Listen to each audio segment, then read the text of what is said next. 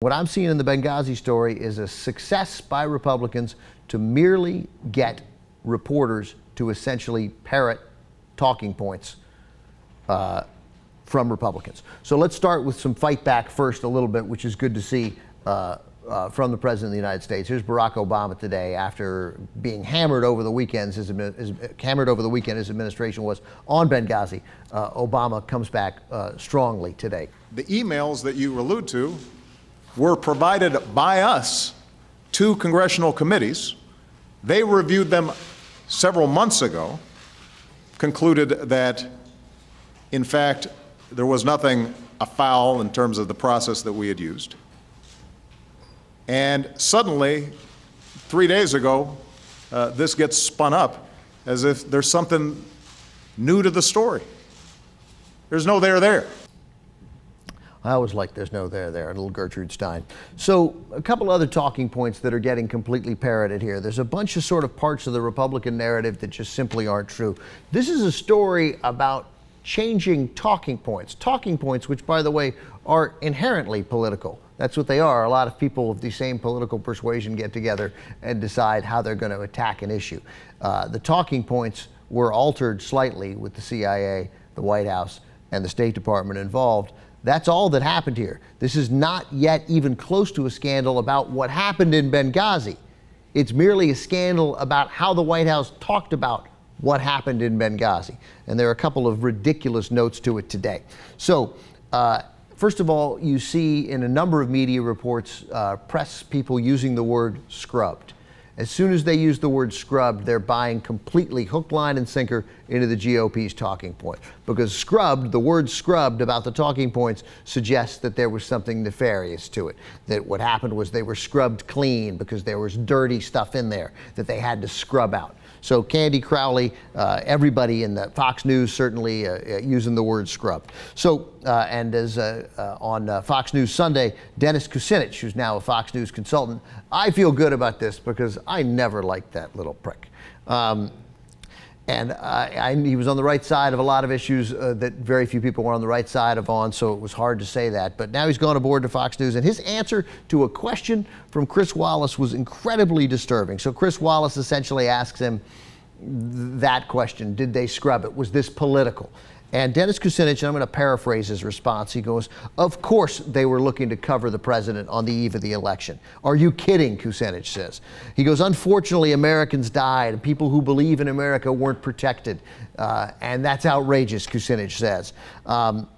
We went in there essentially to protect Libyans, and we couldn't protect ourselves," suggesting also that on the eve of a presidential election, everything becomes political. Well, again, that's what's happening on Fox News. CNN, same thing. Susan Collins is on CNN. Candy Crowley asks Susan Collins essentially this question.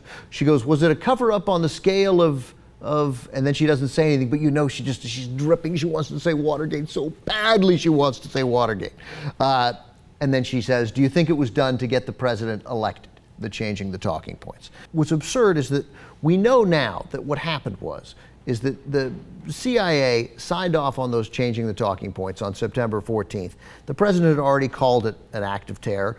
General Petraeus testified that the intelligence community signed off on all those changes and that they weren't made to help Obama, but they were made simply to leave out specific agencies, specific groups, Al-Qaeda and Ansar al-Sharia, to say that they weren't involved because that might have compromised the investigation. That's not that complicated a point, that they removed those groups because they didn't want to compromise the investigation. That has nothing to do with whether the act itself was terrorism, but naming specific agencies were taken out. However, again, following a Republican talking point 100%, Martha Raddatz and Jonathan Karl of ABC on This Week on Sunday both parrot that both ways talking point. If the president said it was an act of terror, then why didn't that appear on the talking points? Can the White House really have it both ways? You know, Martha, you mentioned in the interview with Senator Reid that the White House has tried to have it both ways. It's not both ways. The both ways, what they're arguing, what Jonathan Karl's point and Martha Raddatz's point is that Barack Obama's trying to have it both ways by saying it's an act of terror and removing any mentions of being an act of terror from the talking points, except they didn't remove the idea that it was an act of terror from the talking points. All they did was take out references to specific groups. And yet it's just so maddeningly frustrating to see allegedly responsible journalists like Martha Raddatz and Jonathan Karl just parrot what is clearly, like, I don't need to be like Rush Limbaugh and wave some paper in my face like I found the GOP talking point. But you know the word scrubbed, and you know having it both ways is a GOP talking point. You know it, and they're buying it, and it's not the same. It's not the same. This is not a cover-up. This couldn't be less of a cover-up, but you still have Republicans, and it's interesting because it sets up this dynamic inside the Republican Party of those who are moderately responsible about this, and I use the term moderately incredibly liberally, and the wingnut section of the party, which the moderately responsible portion of the party has to pay so much attention to.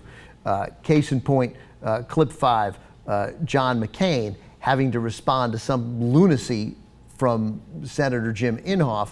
Inhofe had been irresponsible earlier in the week, and McCain very carefully has to disassociate himself from Inhofe. Here's that clip.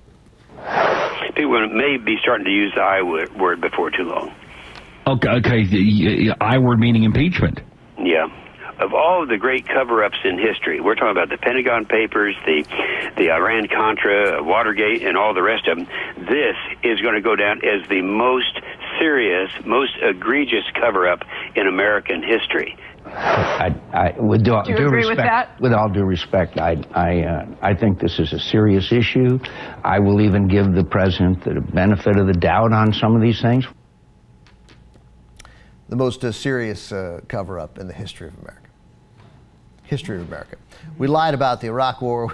We lied about Vietnam. We lied about the Iraq War. But this, an issue of whether too many people who were I would concede definitely worried about politics, changed talking points that didn't change the facts on the ground about what happened. The only thing that should matter about Benghazi is what happened and how do we make sure that we don't leave diplomatic outposts in dangerous areas that isolated. And we shouldn't have in the first place. And I think that everyone in charge at the State Department who ran security there for those for Chris Stevens and for the other 3 Americans who were killed there has to answer to that, as does the CIA.